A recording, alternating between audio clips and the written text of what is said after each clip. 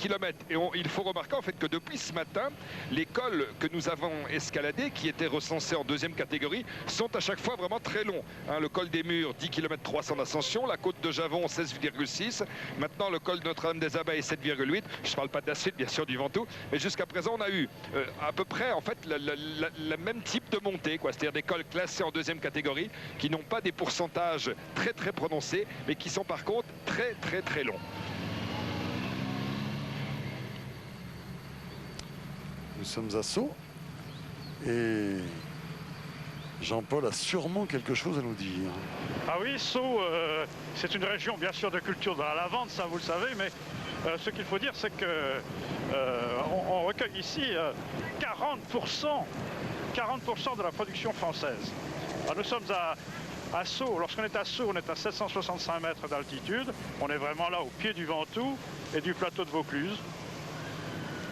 C'est un centre d'été, d'excursion et un centre aussi de sport d'hiver.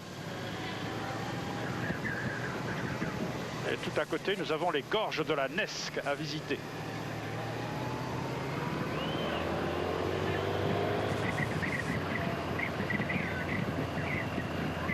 Il semblerait qu'on ait décidé d'accélérer un peu dans le peloton pour ne pas laisser l'échapper et prendre plus de 5 ou 6 minutes.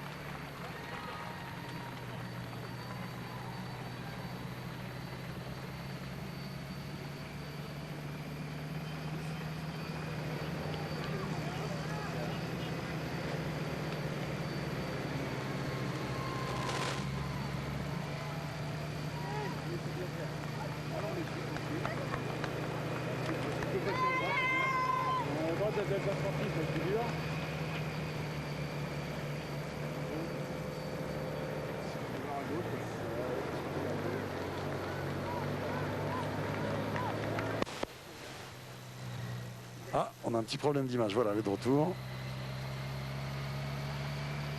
Toujours ces champs de lavande dont nous parlait Jean-Paul il y a quelques instants.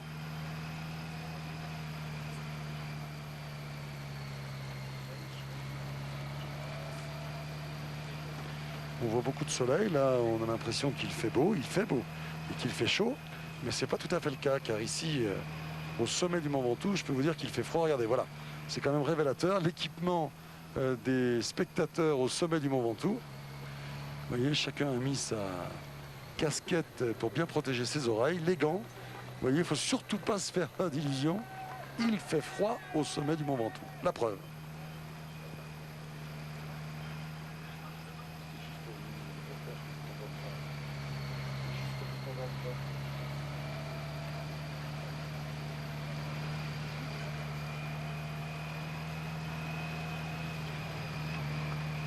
À propos des coureurs dont on attendait pas mal dans ce Tour de France et qui est seulement 37e au général avec 14 minutes de retard sur Armstrong, mais il y a son compatriote Bobby Julich.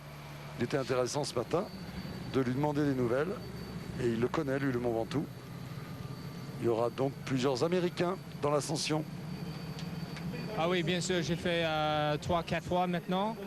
Et je sais que les Américains, ils sont très très forts dans l'aventure avec Walters et Hamilton qui gagnaient cette année dans le Dauphiné. J'espère que ça continue aujourd'hui avec moi. Avec vous, alors il y a Armstrong et justement il y a vous, une victoire au sommet du Ventoux, ça effacerait beaucoup de choses? Ah oui, c'est toujours la grande chose parce que le Ventoux était peut-être le plus connu dans les États-Unis dans le Tour de France parce qu'on voit toujours les étapes dans la télévision en États-Unis du Mont Ventoux. Eh oui, le Mont Ventoux est connu aux États-Unis, ce qui est finalement pas une mauvaise nouvelle pour des raisons touristiques, vous en doutez. Alors que dans le groupe de tête, on est à 55 km 800 de l'arrivée.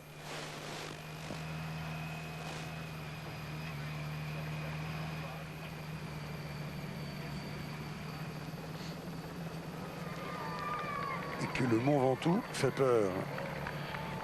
Et que dans la tête de tous les coureurs, là, l'angoisse monte doucement. Ces kilomètres ressemblent à une veillée d'armes.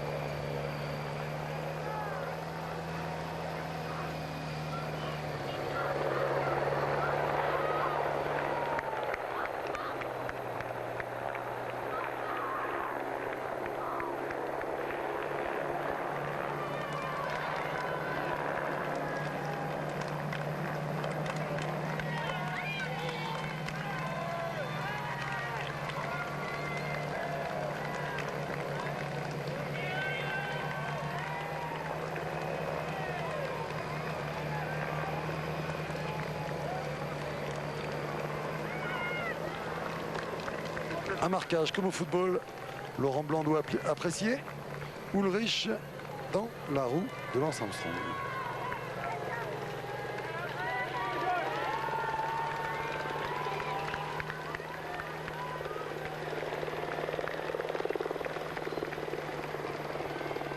Très présent les Banesto. Avec 2 hommes dans l'échappée. Ils sont bien placés pour les protéger.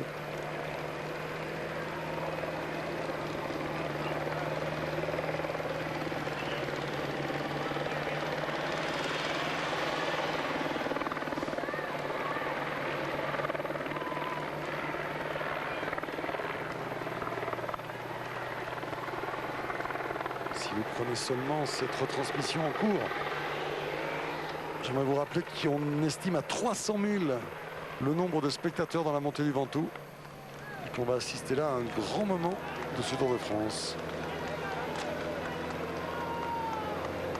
Vinokourov qui est venu aux nouvelles dans l'échappée, le représentant de Jan Ulrich. Vous avez vu que Nicolas Jalabert était passé.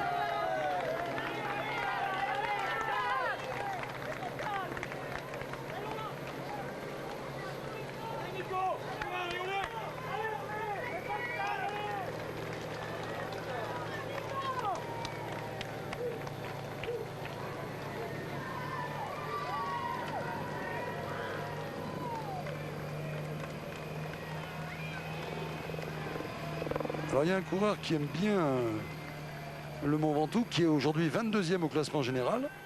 C'est le Belge de l'équipe Lotto, Kurt Van de Wouver.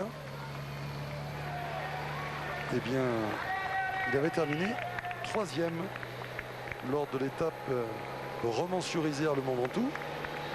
159 km, c'était l'étape du Dauphiné. Eh bien, on va écouter Kurt Van de Wouver qui confirme à Claude Aymar qu'il aime bien l'endroit. Le Ventoux, c'est un col qui m'a toujours bien convenu parce que dans le Dauphiné, cette année, je fais 3e l'étape de Ventoux. 2 années passées, je fais 5e. Mais aujourd'hui, dans le Tour, c'est encore autre chose parce que tous les grands coureurs sont ici et c'est encore plus difficile. Ça veut dire que vous allez essayer de suivre les grands grimpeurs si, bien sûr, il n'y a pas une échappée très longue qui partirait ce matin. Ou alors, peut-être jouer votre propre carte au pied du Ventoux ou à un moment donné? Voilà, la première chose, c'est d'essayer de suivre les meilleurs et si à la fin on est encore là, on peut toujours essayer d'attaquer. Vous avez, c'est où à peu près qu'il faudrait attaquer? Imaginons que vous soyez avec les meilleurs.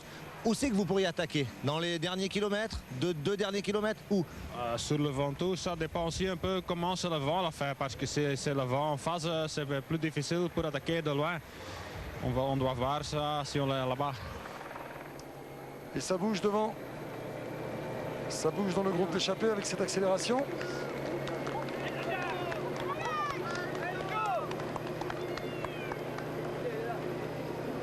Un peu plus de 50 km de l'arrivée.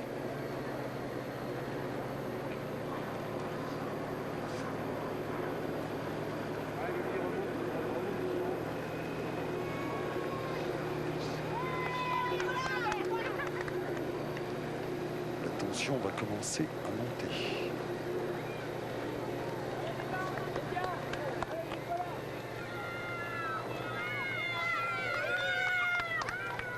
Deux AG2R qui viennent de doubler Pascal Hervé. On a vu les 2 Banesto. Vinokourov derrière eux. Qu'est-ce qu'ils font derrière? Ils arrivent ou quoi? Qu'est-ce qu'ils font derrière? Ils arrivent ou quoi? Ils manquent pas d'humour, hein, Nilito.